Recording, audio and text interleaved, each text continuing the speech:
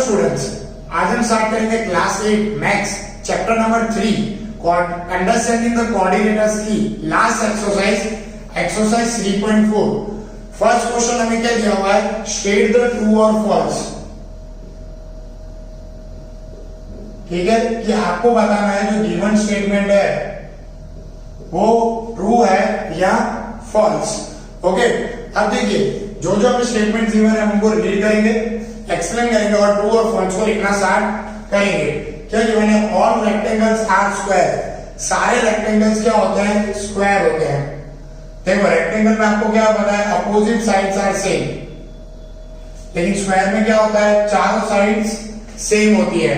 तो सारे rectangle square हो सकते नहीं है, तो what will be answer, false. ठीक है, मतलब फर्स्ट का आंसर क्या आएगा, false. Second, all rhombus are parallelogram. सारे रोम्बस पैरेललोग्राम होते हैं। पैरेललोग्राम में क्या होता है, अपोजिट साइड्स आर सेम, तो रोम्बस में भी opposite sides are same, opposite angles are same, इसमें भी वही होता है। ठीक है, रोम्बस में चारों साइड सेम होती है, तो पैरेललोग्राम को तो फॉलो करेंगी करेंगी। सो that's why it is true. ठीक है, देखिए स्टेटमेंट का ही सिर्फ यहाँ पर है, अगर यही पैरेललोग्राम पहले होता और रोम्बस बाद में होता तो ये फॉल्स हो जाता, क्योंकि पैरेललोग्राम में अपोजिट साइड सेम होती है, रोम्बस में चारों साइड सेम होती है। सेम ऊपर भी ऐसा ही है कि अगर स्क्वायर पहले होता, रेक्टेंगल बाद में होता तो वो ट्रू हो जाता। सो वही है कि आपको स्टेटमेंट को बहुत ध्यान से रीड करना है और बताना है। जैसे देखिए, all square are rhombus and rectangle. जो स्क्वायर है वो रोम्बस और रेक्टेंगल दोनों हो सकते हैं, तो यस इट इज ट्रू। कैसे, स्क्वायर में क्या होता है, चारों साइड सेम होती है, रोम्बस में भी चारों साइड सेम होती है, और रेक्टेंगल में अपोजिट साइड सेम होती है, तो वो हो सकता है। एंगल 90 डिग्री होता है, इसमें भी चारों एंगल सेम होते हैं, इसमें अपोजिट एंगल सेम होते हैं, तो all square can be rectangle और rhombus, so it will be true. All square are not parallelogram. सारे स्क्वायर पैरेललोग्राम नहीं हो सकते, रॉन्ग, फॉल्स, क्योंकि स्क्वायर की चारों साइड सेम होती है, इसकी अपोजिट साइड सेम होती है, तो हम चाहे तो स्क्वायर और पैरेललोग्राम को इक्वल बना सकते हैं। So it will be false. ठीक है, कि आपको क्या देखने मिलेगा, this statement will be false. Okay, so यहाँ पर हमारा 4 ABCD कंप्लीट होता है। सो चलिए अब देखते हैं और ट्रू और फॉल्स के बारे में। ओके, नाउ सी क्या गिवन है, ऑल काइट्स आर रोम्बस। सारे काइट्स रोम्बस होते हैं। देखो आपको काइट्स में क्या पता है कि opposite sides are same, but rhombus में all 4 sides are same, so no it is false. क्या रहेगा, ये आपको फॉल्स देखने को मिलेगा, बिकॉज काइट में 2 साइड सेम होती है, इनमें चारों साइड्स आपको सेम देखने को मिलेगी। Now all rhombus are kite, so yes it is true. आप काइट में आपको जो 2 साइड हो सेम है, लेकिन इसमें तो चारों साइड सेम है, तो अपोजिट साइड तो वैसे ही सेम रहने वाली है। सो yes it will be true. जैसे देखिए मैंने कहा ना कि जो भी कुछ है सब स्टेटमेंट का ही है, स्टेटमेंट आपको अच्छे से पता चल रहा है तो आप उसको एक्सप्लेन कर सकते हो। All parallelogram are trapezium. ठीक है, सारे पैरेललोग्राम ट्रेपेजियम होते हैं। So yes it is true. आपको पता है पैरेललोग्राम में एटलीस्ट 1 साइड पैरेलल होती है, लेकिन पैरेललोग्राम में सारे साइड एक दूसरे के कैसे होते हैं, पैरेलल होते हैं। और दूसरा कि इनके डायगोनल एक दूसरे को बाइसेक्ट करते हैं, सो सेम पैरेललोग्राम के भी डायगोनल एक दूसरे को बाइसेक्ट करते हैं, so it will be also true. All squares are trapezium. सारे स्क्वायर ट्रेपेजियम है।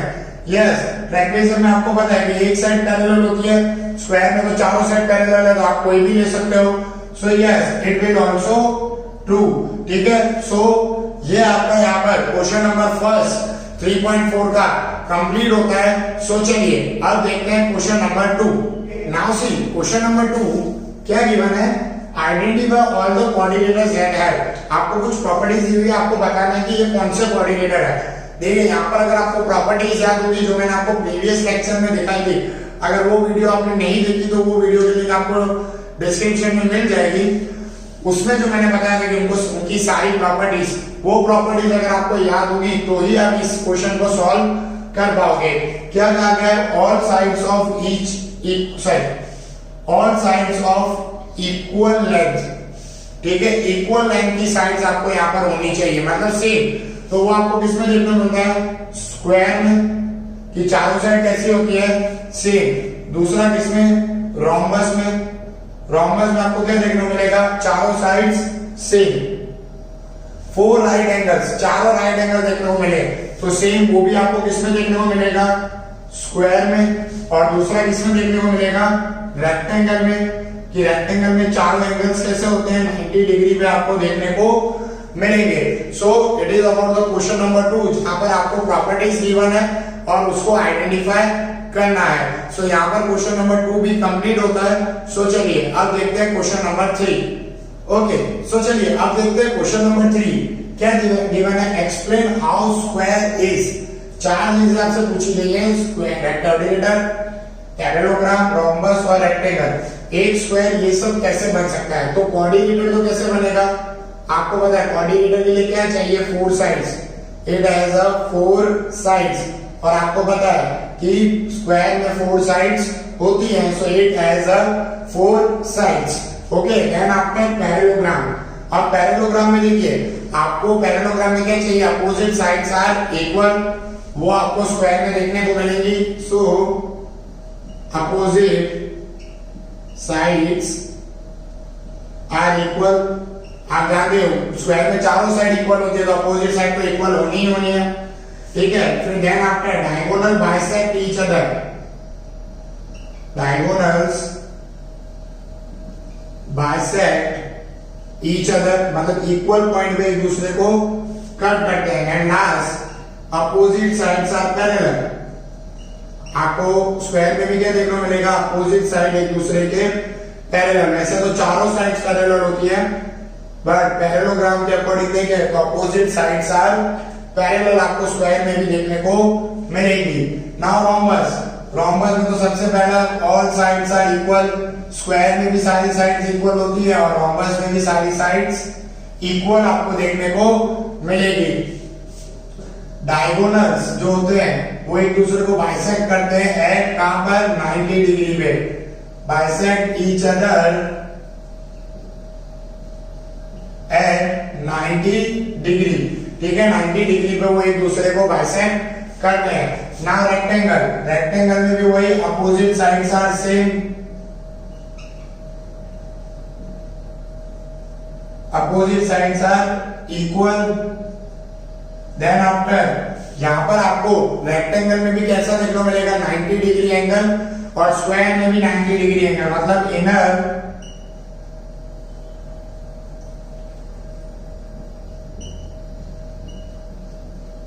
एंगल्स आर 90 डिग्री आपको देखने को मिलेंगे।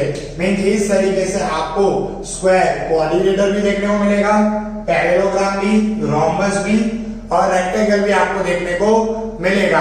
So it is all about the question number 3। सो चलिए अब स्टार्ट करते हैं क्वेश्चन नंबर 4। क्वेश्चन नंबर 4 क्या गिवन है, name the quadrilateral whose diagonals are, जिनके डायगोनल्स एक दूसरे को बाइसेक्ट करते हैं ईच अदर। तो किसके होते हैं, रोम्बस, पैरेललोग्राम, स्क्वायर के भी एक दूसरे को बाइसेक्ट करते हैं, एंड रेक्टेंगल, मतलब इनके जो डायगोनल्स होते हैं वो एक दूसरे को इक्वल पॉइंट पे कट करते हैं, that's why they are bisect each other. So rhombus, parallelogram, square and rectangle are perpendicular bisector to each other. अब perpendicular bisector mean 90 डिग्री की बात आ गई, तो वो तो स्क्वायर और दूसरा आपको किसमें देखने को मिलेगा, रोम्बस में देखने को मिलेगा। मतलब इनके डायगोनल एक दूसरे को बाइसेक्ट तो करते हैं, पर कहां पर, परपेंडिकुलरली एक दूसरे को बाइसेक्ट करते हुए आपको देखने को मिलेंगे। नाउ थर्ड, आर्क इक्वल, मतलब उनके डायगोनल से इक्वल हो। तो फर्स्ट अगेन फिर से किसमें, स्क्वायर में आपको इक्वल देखने को मिलेंगे। देन आफ्टर आपको किसमें, रेक्टेंगल में भी डायगोनल्स एक दूसरे के इक्वल देखने को मिलेंगे। मींस इक्वल किसमें होते हैं, स्क्वायर और रेक्टेंगल में। अगेन यहाँ पर आपको प्रॉपर्टीज याद होगी, फिर ही आप इसको अच्छे से सॉल्व कर पाओगे, ठीक है। तो this is about the question number 4। सो चलिए अब देखते हैं क्वेश्चन नंबर 5।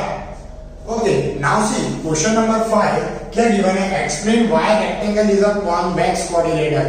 रेक्टेंगल एक कॉन्वेक्स क्वाड्रिलेटरल क्यों है, इसके बारे में हमने कॉन्वेक्स क्वाड्रिलेटरल के बारे में एक्सरसाइज 3.1 में डिस्कस किया था। कॉन्वेक्स क्वाड्रिलेटरल, फिर कॉन्केव क्वाड्रिलेटरल। अब देखिए हमने पढ़ा था कॉन्वेक्स पॉलीगॉन। क्या तो कॉन्वेक्स क्वाड्रिलेटरल क्या होता है,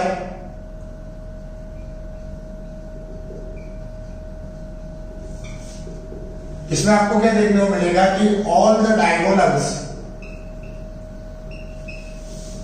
लाइज इंटीरियर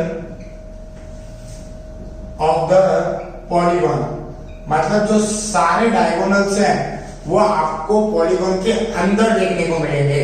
मतलब जैसे देखिए ये रेक्टेंगल है तो जो भी डायगोनल बनेगा वो इसके अंदर, बाहर की तरफ कोई भी डायगोनल बनेगा नहीं। सो दैट्स व्हाई रेक्टेंगल, तो यहां आप क्या लिखोगे, rectangle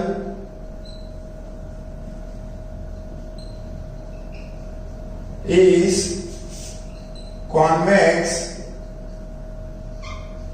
quadrilateral because it have diagonals as interior। ठीक है, आपको सिर्फ इतना बताना है बिकॉज रेक्टेंगल में कॉन्वेक्स क्वाड्रिलेटरल, कि वो कॉन्वेक्स क्वाड्रिलेटरल है बिकॉज उसके सारे डायगोनल्स आपको इंटीरियर में देखने को मिलेंगे। So it is all about the question number 5। So चलिए अब देखते हैं लास्ट क्वेश्चन चैप्टर का, question number 6। Now see question number 6 क्या गिवन है, ABCD is a right angle triangle. ABCD आपका एक राइट एंगल ट्रायंगल है।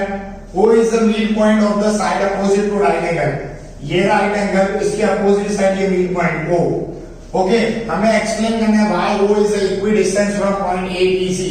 मतलब OA, OB और OC हमें इक्वल प्रूव करना है। सो देखिए हमने यहाँ पर ये जो डॉटेड लाइन है इसको एक्सटेंड करके क्या बना दिया है, रेक्टेंगल। सो इन